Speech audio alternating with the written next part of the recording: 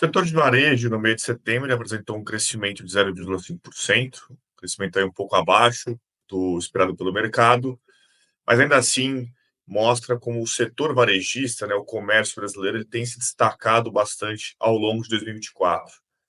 Uma série de condições bastante positivas, né, tem beneficiado bastante consumo e renda. A gente olha para o mercado de trabalho bastante aquecido, taxa de desemprego em mínimas históricas, crescimento dos salários, né? O mercado formal também tem se expandido de forma bastante relevante, é massa salarial e também máximas históricas. Ou seja, você tem um contexto muito benigno que ajuda bastante, favorece muito o consumo, aumento do consumo, expansão da renda e uma maior tomada de crédito. Então, tudo isso tem se traduzido num forte crescimento do varejo, né? Provavelmente esse ano a gente deve ter o maior crescimento do setor varejista dos últimos 11 anos, né? O que mostra muito como você tem condições bastante favoráveis para o segmento, tá?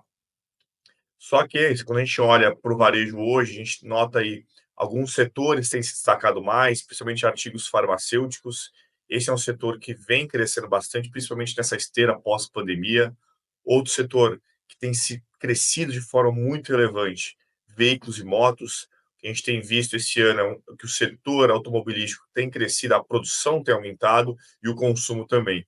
E aí a gente tem uma combinação de tanto aumento da renda quanto a condições de crédito um pouco mais favoráveis, o que tem estimulado maior compra de veículos e motos, né, pelas famílias. Agora, olhando para 2024, para 2025, perdão, o que a gente tem notado, basicamente, é as condições que estavam bastante presentes, que foram muito favoráveis em 2024, não devem estar presentes em 2025. Ou seja, a gente deve ter um mercado de trabalho que deve se acomodar em taxas, né, principalmente a taxa de emprego, se acomodando em níveis mais baixos, mas que não deve mais impulsionar da mesma forma o mercado de trabalho. Além disso, a gente deve ter um crescimento menor de salários, a tendência é que a atividade econômica no ano que vem cresça bem menos, né, do que 2024, né? A gente estima um crescimento aí ligeiramente abaixo de 2%, um pouco mais em linha com a capacidade de produção, a capacidade produtiva da economia brasileira, mas o ponto aqui é que a gente deve ter políticas monetárias e fiscais que não são, que não devem estimular tanto a economia, ou seja, a gente tem uma retomada do ciclo de alta da Selic, né, o Banco Central aí com uma política monetária mais restritiva, isso deve bater em crédito, isso deve bater em investimentos, então isso deve desacelerar a economia. E além disso, a política fiscal deve ser um pouco mais neutra, ou seja, ela deve impulsionar um pouco menos a atividade econômica em 2025, né? Se em 2024 a gente teve um forte aumento dos gastos, né, e isso ajudou muito a impulsionar a economia, a gente teve muitos aumentos dos gastos, principalmente de benefícios sociais. Para 2025, esse crescimento deve ser um pouco menor, o ritmo de expansão deve ser um pouco mais baixo. Então, isso também deve acabar batendo um pouco na atividade econômica. E por conta disso, a gente deve ver aí renda e consumo das famílias desacelerando, tá?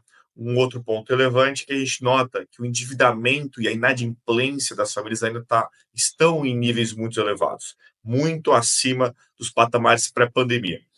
E isso, apesar desse ano a gente ter tido um aumento da renda e um aumento do consumo, a gente não notou uma forte desaceleração na inadimplência e do endividamento das famílias.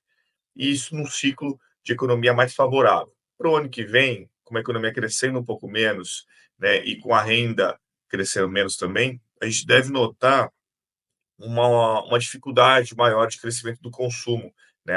O endividamento das famílias acaba sendo um limitante, né? As famílias devem começar a se desalavancar, ou seja, pegar uma parte maior do seu orçamento para pagar essas dívidas, para diminuir sua inadimplência.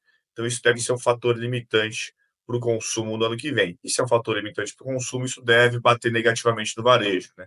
Não acreditamos que vai ser uma desaceleração muito forte, mas ainda assim deve crescer menos do que 2024 o varejo, tá? Então a gente deve notar aí essa perda de tração do setor varejista ao longo de 2025 por conta desses fatores aí que eu mencionei. Política monetária mais restritiva, as dívidas das famílias ainda elevadas, e aí tudo isso deve culminar num consumo menor.